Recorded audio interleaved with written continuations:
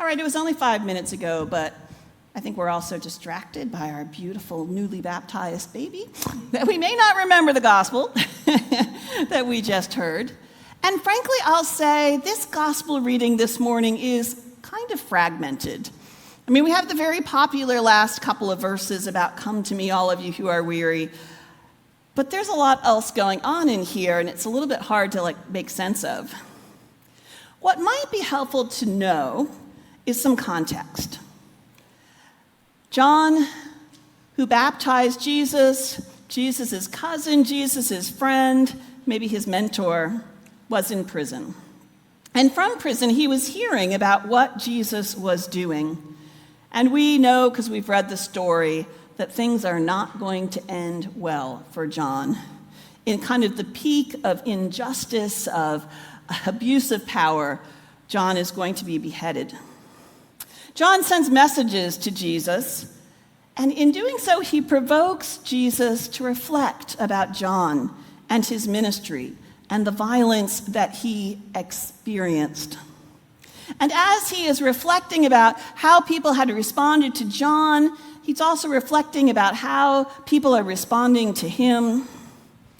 And he expresses this exasperation. "To what shall I compare this generation?" he asks.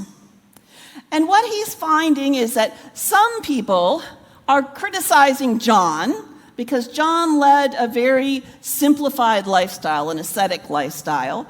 We remember he was wearing camel's hair and eating locusts and honey and nothing fancy for John. His life is so streamlined and simplified, a kind of holy way of life. And yet people are saying, "Hey, this guy's weird. He must have a demon or something. We're not going to listen to him. He couldn't possibly have anything to say."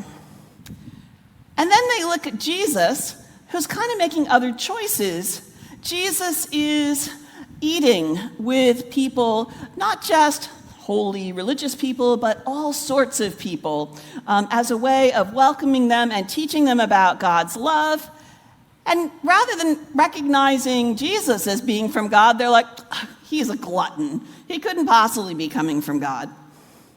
And so Jesus is frustrated at how the crowd seems to be missing the point. Some people will never be satisfied by God's activity, it seems. They were criticizing asceticism from John and accusing Jesus of gluttony. Colin Yuckman said, "The crowds appear ready to judge only on the basis of the company these figures keep." John played the part of the societal misfit, a throwback prophet who many had supposed was demon-possessed. Jesus, on the other hand, associated himself with sinners and tax collectors, and so the crowd concluded he must be a glutton and a drunkard. These people were so quick to dismiss a person's merits on the basis of their perceived affiliations. Nothing new to what we experience here, I'm sure. But I'll say the verse that has stayed with me as I've been praying about this for the last couple of weeks is actually the first one. "But to what shall I compare this generation?" Jesus is frustrated because he sees God having sent two messengers, John and himself, to reach out and to share with people the word of God, and they're all rejecting him. And he is clearly frustrated by things and by circumstances. But I have to confess, I hear a lot of frustration in churches in these days who have a similar question about modern-day generations, contemporary generations, particularly younger generations, who seem to have largely, not entirely, disappeared out of church. And people kind of remember back to the golden age where churches were overflowing and the church school classrooms were so full, and we kind of yearn like that was the day of success, and why can't we get back there? There's a caveat to that. The truth is, if we look at church demographics and statistics, there was a blip kind of in the late 50s, early 60s with the baby boom, when many churches were just filled to the brim and many had building campaigns and grew. But what we sometimes forget, and I should say in this community, that was a little bit later than in most because of the way the building boom happened here. But what we often forget is that was actually the exceptional time. That was not kind of the standard. If we look back across the hundreds of years this church has been around, that was the kind of exceptional time. And we kind of keep comparing how things are going with those golden days, those exceptional days. I sometimes think it would be like if I went out running and was always comparing myself to the Olympic runners. I would always be frustrated because I could never live up to that. And so I think we have to both kind of recognize the sort of realities of the uniqueness of that time that we remember, some of us, not so much me, but we remember as the good old days, but also the hope that we still have yearning with us to find ways to draw people in and to connect with people. When we talk about generations, what always comes to mind for me is all the sort of sociological assessments, the categories. Generally, people are divided up into these like 15 to 20-year-old cohorts that sociologists and researchers track and make very broad generalizations about, right? We have the silent generation, born between 1928 and 1945. We have the baby boomers, born from 46 to 64. Generation X, born from 65 to 80. That's sort of me, although I never thought of myself as a Gen X. Millennials, or Gen Ys, who were born between 81 and 96. Gen Z, born from 97 to 2012. Gen Alpha, born 2013 to 2025. And the latest generation, of whom she's probably going to be part, Generation Beta.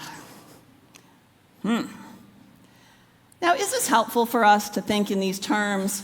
It is probably helpful when we recognize how we are shaped by events that have happened in our lifetime, when we think about kind of how our cohort has grown up together. Some of the commonalities, I think we have to be careful about not drawing overly broad generalizations.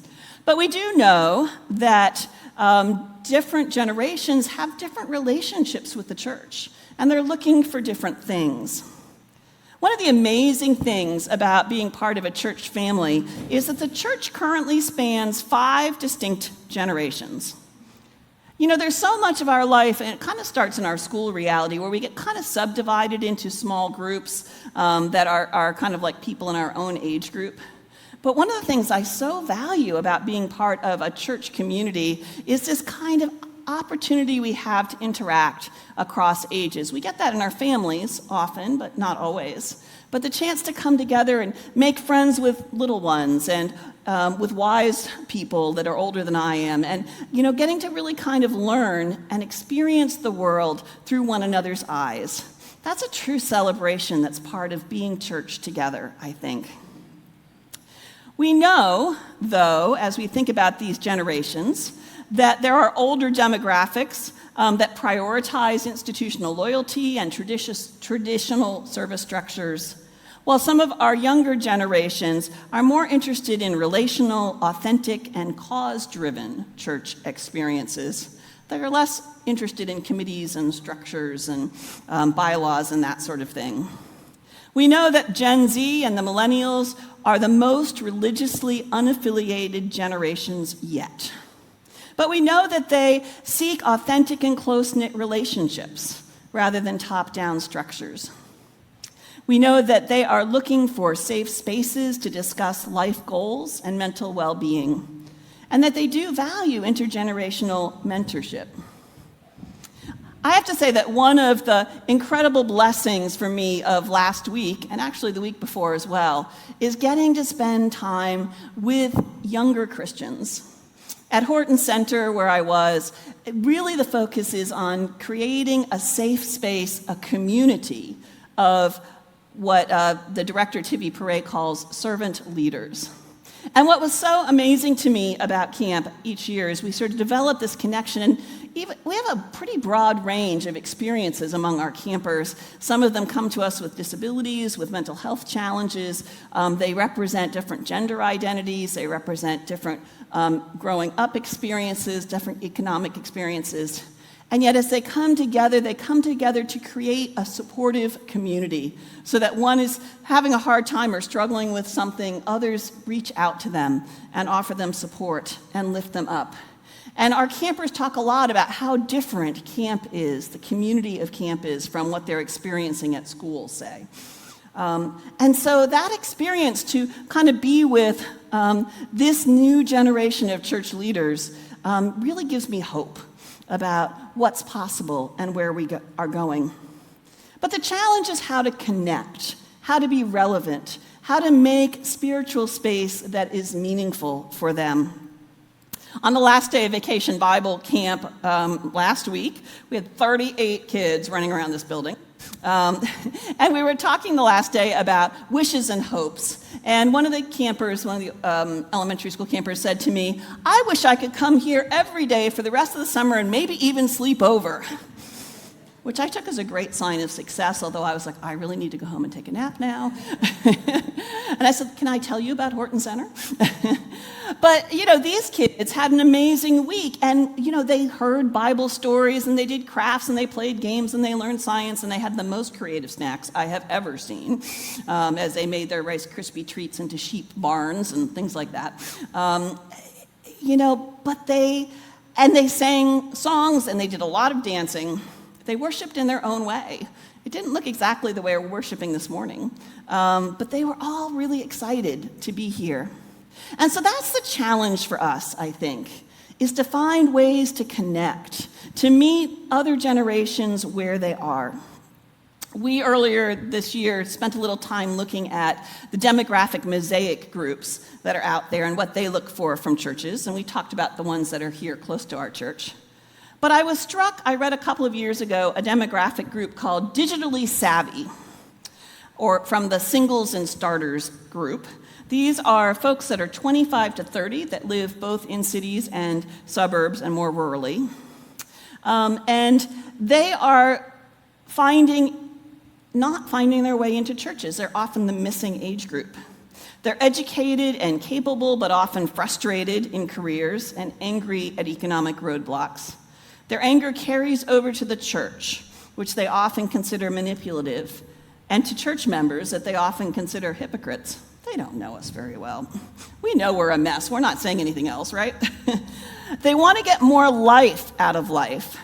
They want careers, the latest fashions, the newest gaming consoles, and other electronics. They're more likely to sleep on Sunday morning, to grab a late breakfast at a cafe, and to meet friends for shopping or sports. Churches don't often connect with them through traditional evangelism, worship, or Sunday school. Even in its creative forms, church doesn't feel relevant for them.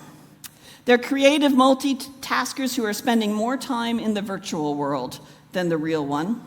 Video and instant messaging are the primary ways they learn and communicate, usually while listening to music and using more than one screen at a time, which is why they find traditional church worship boring. They're already developing interpersonal relationships, and when they connect with churches, it's often because of that. They're building relationships and friendships, and they want to join short-term social service teams and mission activities. They have a spiritual core to them, but we haven't quite connected effectively, most churches, with that. And so that's the challenge for us. There's lots of ways to think about these generations that with Jesus, what shall I compare this generation? We talk about the boomers and the Xers in that group. We talk about the mosaic groups. There was another way of thinking about the kind of families with kids grouping that I heard a number of years ago called the frantic family.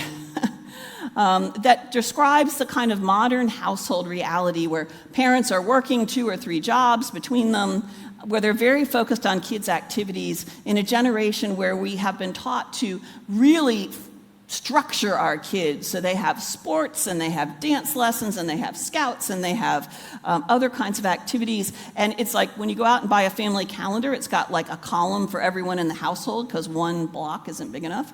And it's the whole schedule and trying to get everyone where they need to go at the right time, which leads to emotionally exhausted parents, stressed out children, and a loss of family equilibrium. I've lived that. I'm guessing a bunch of you may have as well. So when Jesus says to us, "Come to me, you who are weary and burdened, and I will give you rest. I think that's a message that many of these younger generations do need to hear. That we have a gift to offer with our faith. Now, we know it's not that faith makes life easier, per se. We know that Jesus calls us to engage with the world, to engage with those who are struggling, to engage with those who are experiencing injustice, to be about the work and ministry of the church. The church is not just a place to kind of stretch out, relax, listen, and go home. There's always more. And yet, Jesus says that his yoke is easy to bear and his burden is light. In the other church, I had a children's message this morning, and I was talking about the oxen yoke. My stepfather has been really into raising oxen teams and teaching people and hand-making these yokes. And the whole notion of yoking pairs of oxen or even foursome or sixsome of oxen together is that working together, they can accomplish more than they can by themselves. A yoke makes it possible for these animals to pull great burdens by working together in a way that's effective. And when I think about this imagery about my yoke is easy and the burden is light, I remember that what Jesus is saying is that he's in that yoke alongside us, that we're not pulling the way through the challenges before us alone. And that when we feel like we have to do it all by ourselves, without support of family and community, and most importantly, without a connection with the holy, it seems to me we are inviting ourselves to exhaustion and fatigue. Jamar Doyle talked about sometimes the church can feel like a collection of the walking dead. People who are participating in church life, I am on 3 committees and I'm doing a fundraiser and I'm racing around to volunteer for this or that or the other thing, but are spiritually depleted because they have not figured out how to connect with the one who is the source of our life. That we as church have to watch out that we're not kind of on autopilot going through the motions and not really finding our way to that holy and nourishing space. Sandra Dalton Smith did a TED Talk once where she talked about how, as Americans, we often confuse sleep and rest. She said we need both, and there's plenty of studies now about sleep and how important quality sleep is. But she said sleep isn't the same as rest. She said rest involves mental rest, spiritual rest, emotional, social, sensory, creative, and physical types of rest. She has 7 different kinds of rest. The way to quiet our minds in the midst of the overstimulation we find all around us all the time. Reawakening a childlike wonder at beauty. Creating the space where we eliminate the need to be people-pleasing all the time, where we can be our authentic selves. That's the invitation, it seems to me. Christ says, I will give you rest. I will give you rest by grounding you in the grace and love and peace that comes from our faith. It's a kind of freedom, we talked about this in the baptismal promises, it's a kind of freedom from guilt, freedom from anxiety, from carrying the burden of self-recrimination of, oh, I really blew that badly, and knowing what it is to live as those who are forgiven, live as those who are supported, live as those who know that God's love is stronger than any challenge that we face. That is the invitation. Not only that, we have a creator of the universe who on day 7 said, hey, I'm taking the day off. You should do the same. In a world that less and less is allowing us that space. And to claim that as a faith practice is so important. Come to me, all you who are heavy, weary, and burdened, and I will give you rest. This is an invitation and a promise to each and to all of us. And it's a promise, it seems to me, that all of our generations need to hear and to welcome. If we can find a way to be the hands and feet of Christ, to meet people where they are, and create this space for all generations. May God make it so. Amen.